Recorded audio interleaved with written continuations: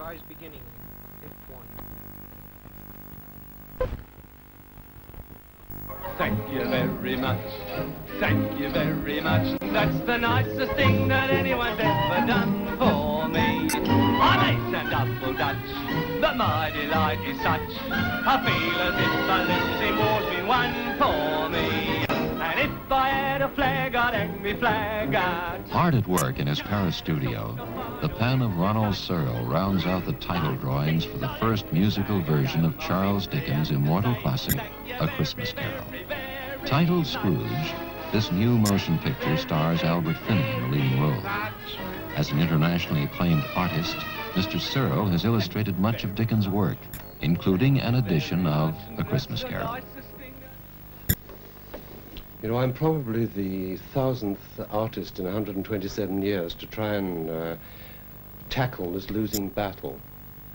The battle of trying to match Dickens' fireworks of words with illustration.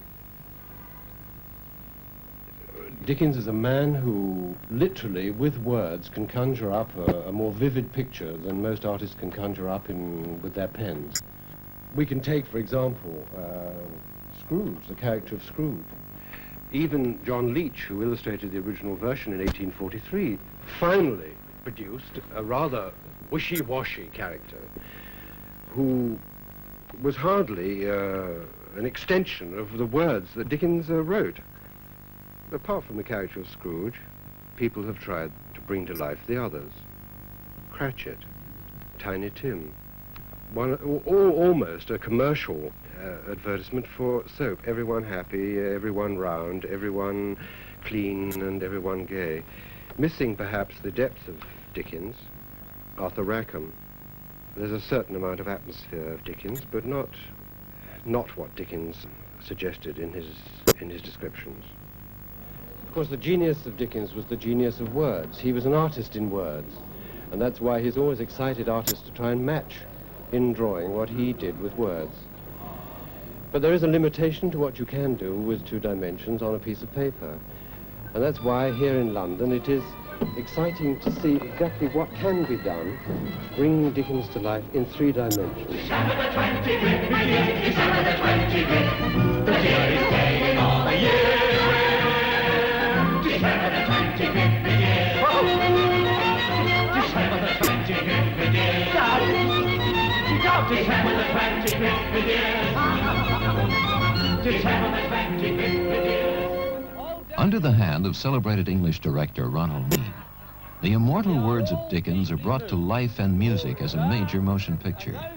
In a dress rehearsal, he puts the final touches on an exuberant musical number. But Scrooge, who is watching it as all, must never think for 1 second that you're not absolutely genuine in your enthusiasm for him. Do you follow me? The moment that you do that, the moment he says, what was it you said then? Which one?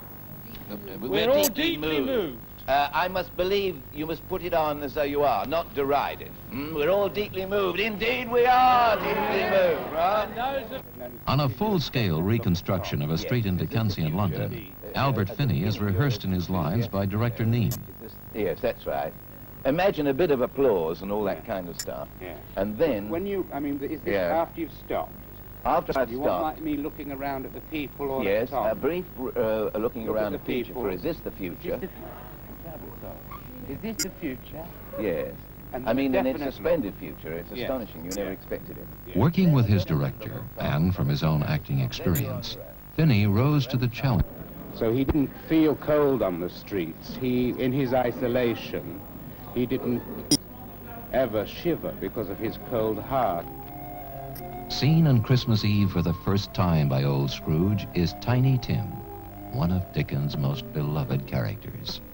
On this beautiful winter's morning, if my wish could come true somehow.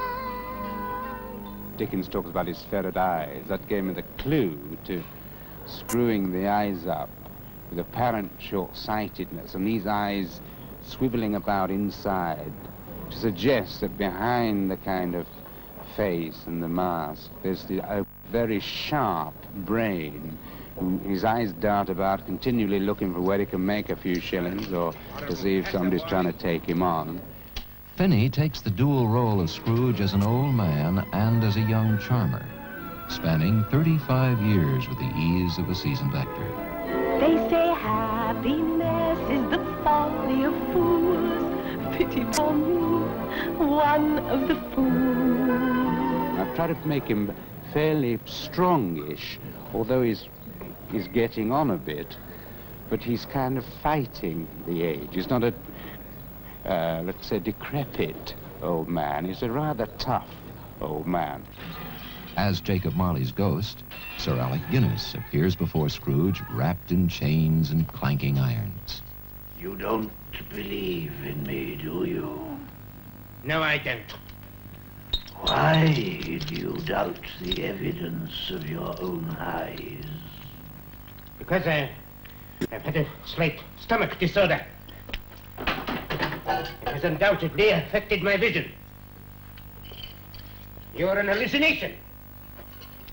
Probably brought on by an undigested bit of beef, or a drop of mustard, or a crumb of cheese, or a raw potato. That's it. There. That'll be fine. Then we'll get, because he's a better... One of the most critical phases of movie making is never seen by the public. For long hours after shooting is completed, director Neame guides film editor Peter Weatherly through the difficult and delicate task of blending together hundreds of scenes into a finished film. Camera's still panning with him. Blast. We'll make a nasty cut. Well, on the next line. On the next line we can. Go round to him. Yeah. Can we? All right, run on to the next line. Yes. Sit down. Of course I can sit down. Slowly, Scrooge moves toward completion. From this tiny image to the Panavision screen and a worldwide movie-going audience. That we don't tire you out.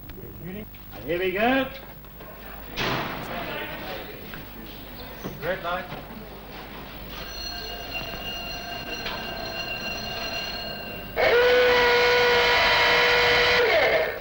Keep up the enthusiasm. My friends, I thank you from the bottom of my heart. I remember this moment until my dying day. Brought by the ghost of Christmas future, an invisible Scrooge stands before his own funeral.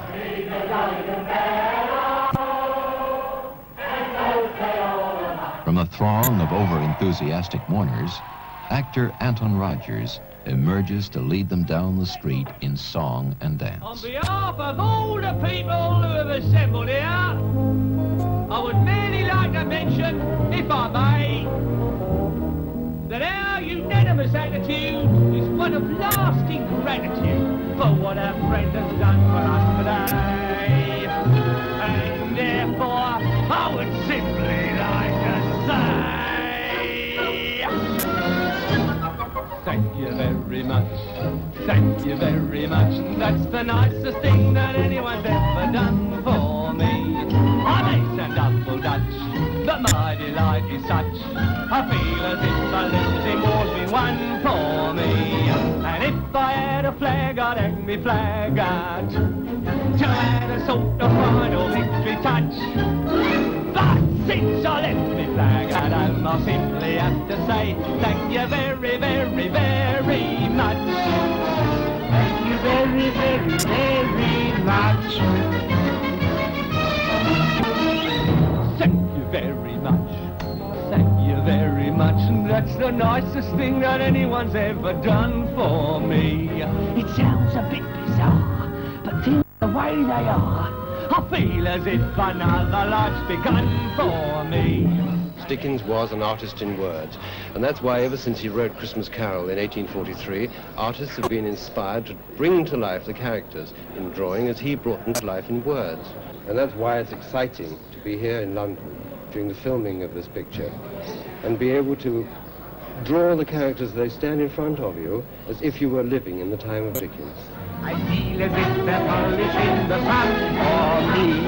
And if I had a drum, I'd have to bang it to add a sort of